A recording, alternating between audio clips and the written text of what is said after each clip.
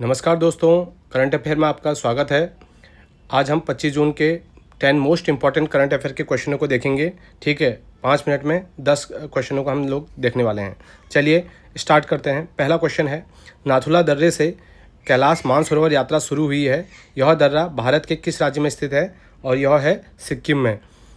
ठीक है, प्राचीन सिल्क रूट का यह एक महत्वपूर्ण हिस्सा है जिसे 1962 के युद्ध के बाद बंद कर दिया गया था और फिर 2006 में फिर से खोला है। ठीक है, जो कैलाश मानसरोवर यात्रा है हिंदुओं के लिए सबसे प्राचीन और आध्यात्मिक तीर्थ यात्राओं में से एक है और सिक्किम भारत का पहला 100% ऑर्गेनिक स्टेट बना है। नेक्स्ट क्वेश्चन है, टाइम आउट मैगजीन द्वारा जारी दुनिया के 20 सबसे अच्छे आर्ट और कल्चर सिटीज़ की लिस्ट में 2026 में भारत के किस शहर को 18वें स्थान पर रखा गया है? और इसमें रखा गया है जयपुर को। ठीक है, जयपुर अपनी समृद्ध राजपूत वास्तुकला, आमेर किले, हवा महल, स्थानीय हस्तशिल्प जैसे ब्लू पॉटरी और ब्लॉक प्रिंटिंग के लिए दुनिया भर में बहुत फेमस है। ठीक है, जयपुर को 2019 में यूनेस्को द्वारा विश्व धरोहर शहर वर्ल्ड हेरिटेज सिटी का भी दर्जा दिया है। इसे हम पिंक सिटी के नाम से भी जानते हैं। नेक्स्ट है, भारत का पहला 3D प्रिंटेड कृत्रिम रीफ प्रोजेक्ट किस राज्य के तट पर लॉन्च किया गया है? India's first 3D printed artificial reef project has been launch on the coast of which state? और इसको तमिलनाडु के कोस्ट पे किया गया है। ठीक है, इसका जो मुख्य उद्देश्य है समुद्री जैव विविधता जैसे मरीन बायोडाइवर्सिटी को बढ़ाना और क्षतिग्रस्त प्रवाल वित्तियाँ कोरल रीफ को पुनर्जीवित करना है। ठीक है, यह तकनीक मछलियों के लिए एक सुरक्षित प्रजनन स्थान प्रदान करेगी जिससे स्थानीय मछुआरों की आजीविका में सुधार होगा। अगला है, हाल ही में जारी QS world future skill index 2027 में भारत ने वैश्विक स्तर पर कौन सी रैंक हासिल की है? और भारत ने कौन सी रैंक हासिल की है? और भारत ने की है 12वीं रैंक हासिल की है। ठीक है, 13वीं रैंक हासिल की है। और यह सूचकांक देशों को उनकी भविष्य की कार्यबल की तैयारी, future workforce readiness, AI, data science और कोडिंग कौशल के आधार पर मापता है। भारत ने अपनी नई राष्ट्रीय शिक्षा नीति और डिजिटल साक्षरता अभियानों के कारण अपनी रैंक में यह सुधार किया है। इस इंडेक्स में शीर्ष स्थान पर आमतौर पर सिंगापुर, दक्षिण कोरिया और अमेरिका जैसे तकनीकी रूप से उन्नत देश द्वारा प्राप्त किया जाता है जो टॉप की रैंक है। ठीक है, अगला है, हर साल नशीली दवाओं के दुरुपयोग और अवैध तस्करी के खिलाफ अंतर्राष्ट्रीय दिवस किस तारीख को मनाया जाता है?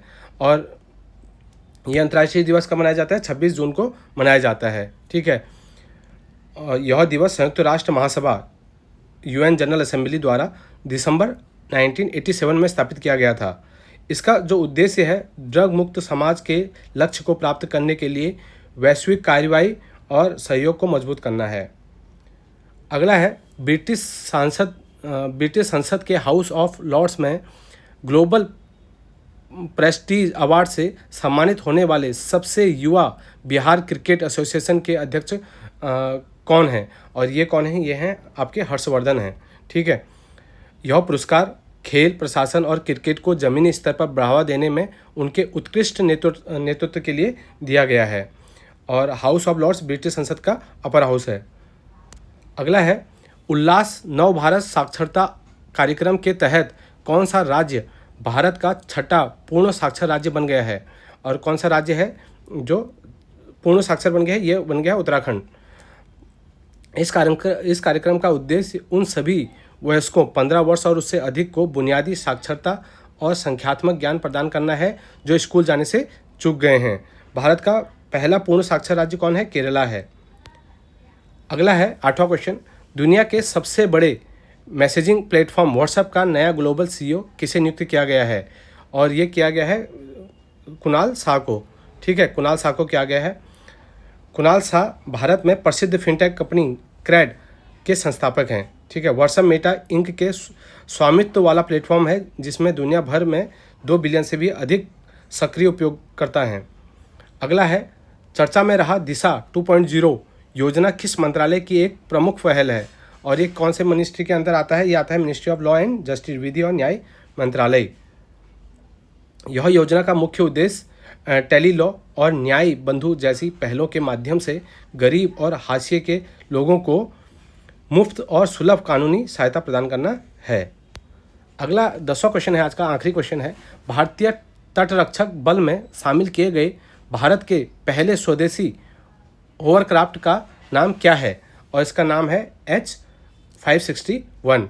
ठीक है, होवरक्राफ्ट एक ऐसा वाहन होता है जो ज़मीन, पानी, कीचड़, बर्फ सभी सतहों पर आसानी से चल सकता है। ठीक है, इसका उपयोग उथले तटीय क्षेत्रों में गश्त, पेट्रोलिंग और खोज और बचाव, सर्च और रेस्क्यू ऑपरेशन में भी किया जाता है। ठीक है, ये थे आज के 10 मोस्ट इंपॉर्टेंट करंट अफेयर के क्वेश्चन। अगर आपको पसंद आए तो लाइक ज़रूर करना। ठीक है, थैंक यू।